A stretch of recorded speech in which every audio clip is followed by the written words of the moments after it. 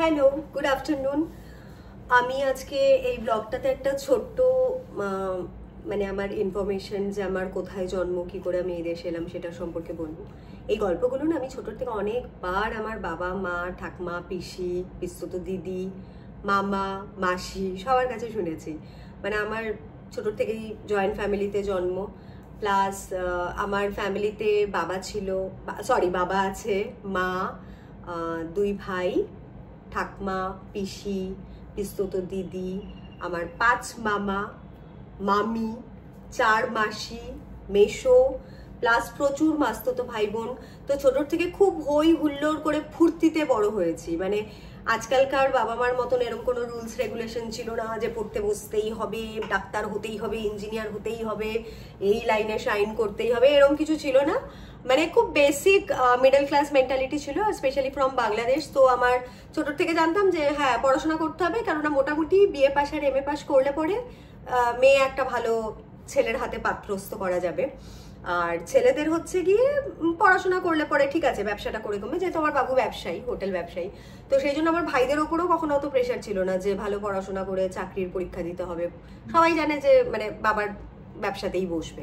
তো সেইভাবেই বড় হয়েছি। তো খুব মানে ক্যাজুয়ালি কমফর্ট হয়ে মানে শৈশবটাকে প্রচন্ড এনজয় করেছি। কোনো রকম কোনো দাওয়াও ছিল না, আর সারাক্ষণ বাড়িতে হই হুল্লোড় ধুম ধামাকা লেগেই থাকতো। তো ট্র্যাক চেঞ্জ হয়ে গেল, যেটা বলার ছিল সেটা হচ্ছে গিয়ে আমার জন্ম হয়েছে বাংলাদেশে। 1 বছর পর বাধ্য হয়ে আমার বাবা মা ফুল ফ্যামিলিকে নিয়ে এই দেশে চলে আসে। মানে লিটারেলি যাদেরকে বলা হয় সোকল রিফিউজি। তো আমার ব্যাকগ্রাউন্ড যদি বলা হয় তো আমরা ইয়াস রিফিউজি, নট রাইট নাও। এখন যদিও সমস্ত ডকুমেন্ট রয়েছে ইন্ডিয়ার, আমার 2 ভাই এখানকার। বাট হ্যাঁ মানে এটা একটা অনেস্ট ট্রুথ, লুকিয়ে লাভ নেই যে ওই সময় তো আসতেই হয়েছে। এরকম হাজার হাজার বুড়ি বুড়ি ফ্যামিলি এসছে, আসতে বাধ্য হয়েছে নিজেদের জীবন বাঁচাবার জন্য। তো আমরা তো ওটা সবাই জানি যে শেখ মুজিবর যখন নাকি বাংলাদেশের প্রধানমন্ত্রী ছিল, তো উনি দেশটা যখন চালাচ্ছিল তখন হিন্দু মুসলমানরা খুব কমফর্ট ওয়েতে একসাথে বসবাস করছিল, খুব ভালো লাইফস্টাইল ছিল। তারপরে যখন নাকি পাকিস্তান আর্মিদের কনস্পিরেসিতে মানে ওই বাংলাদেশেরই কিছু লোকজনের সাথে হয় না অ্যান্টি পার্টি, তাদের সাথে মিক্স করে শেখ মুজিবরকে একদিনে মানে এইসব ঘটনাগুলো শুনে না গায়ে কাটা দেয়। মানে আমি এত ডিটেলসে শুনেছি এগুলো ছোটোর থেকে বাবু মা, ঠাকমা, পিসি, মামা, মাসিদের কাছে, যে মানে মাথায় একদম পিকচার তৈরি হয়ে গেছে। সারাক্ষণই বুঝতে পারি যে কতটা ওরা মানে সংঘর্ষের মধ্যে দিয়ে কতটা ট্রমাটাইজ হয়ে ওরা এই দেশে পালিয়েছে।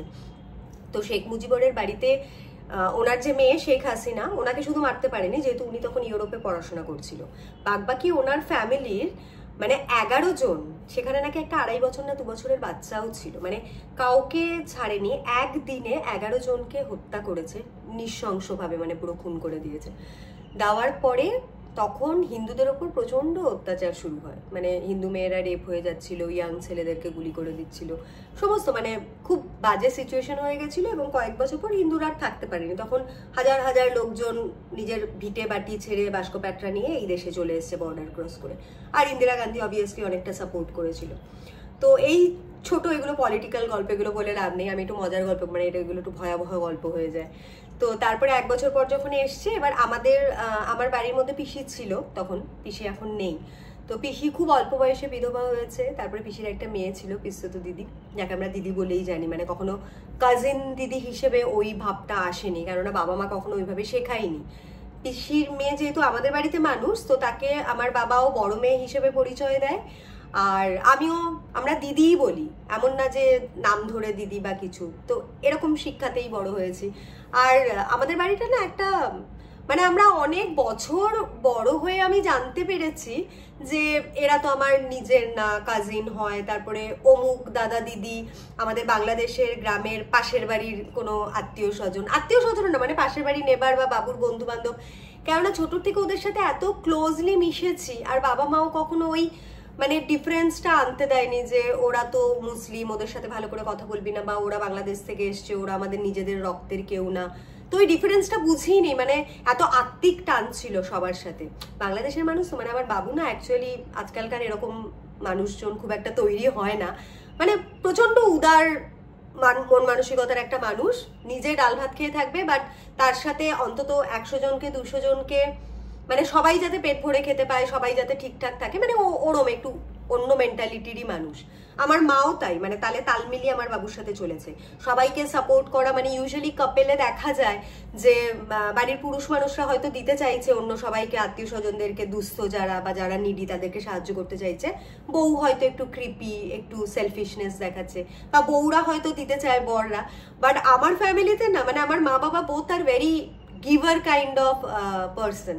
তার জন্য আমরা 3 ভাই বোনই, নো ডাউট টু সে, মানে এটা গর্বিত হয়েই বলছি যে মনটা অনেক বড়, অ্যাটলিস্ট ছোট মনের মানুষ না। খুব লোকজনকে ভালোবাসা শেয়ার করতে ভালোবাসি, লোকজনের সাথে শেয়ার করে সমস্ত খাবার বা জিনিসপত্র, আত্মীয় স্বজন যারা আছে, কাছে টাছে যারা থাকে, শেয়ার করতে ভালোবাসি। তো এটা বাবা মার থেকে, রক্তের থেকেই এসছে, no doubt. I am proud for it যে বাবা মা এরকম আপব্রিঙ্গিং করেছে।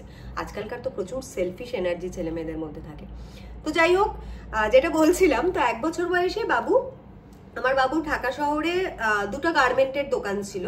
তো প্রথম থেকে ব্যবসায়ী মেন্টালিটি ছিল। তখনকার দিনে বাবু বিএ পাশ করেছিল। তো বাবুর কাছে শুনি পুরো গ্রামের মধ্যে বিএ পাশ করেছিল বলে খুব ক্রেজ ছিল আমার বাবার, মানে আশেপাশের গ্রামের মেয়েরা খুব বিয়ে করতে চাইতো। তো ওটা আরেকদিন শেয়ার করবো। আমার মা বাবুর বিয়ের ঘটনাটাও খুব ড্রামাটিক, মানে বাবু রীতিমতো বন্দুক ফন্দুক নিয়ে গেছে পাশের গ্রামে মাকে বিয়ে করে নিয়ে আসতে, কেননা ওখানে মানে মাকে বিয়ে করতে দিচ্ছিল না। তো সেটা খুব মজার ঘটনা, মা বাবু সবাই শেয়ার করেছে আমাদের সাথে, আমরা এখনো হাসাহাসি করি। তো সেটা আরেকদিন শেয়ার করবো, ওটা খুব মজার একটা দারুণ ঘটনা। তো তারপরে ওই দোকানটা হয়ে যাওয়ার পরে, তারপরে যখন মুজিবর মারা গেল, মুজিবর সাহেব মারা যাওয়ার পরে, তখন তো হিন্দুরা চলে আসলো। তো তখন বাবু মানে 10-15 দিনের মধ্যে সমস্ত শুনি, মানে গাট্টি বোচকা প্যাকিং ট্যাকিং করে 2টো দোকান, বাবুর একটা খুব মানে বিশ্বস্ত ভালো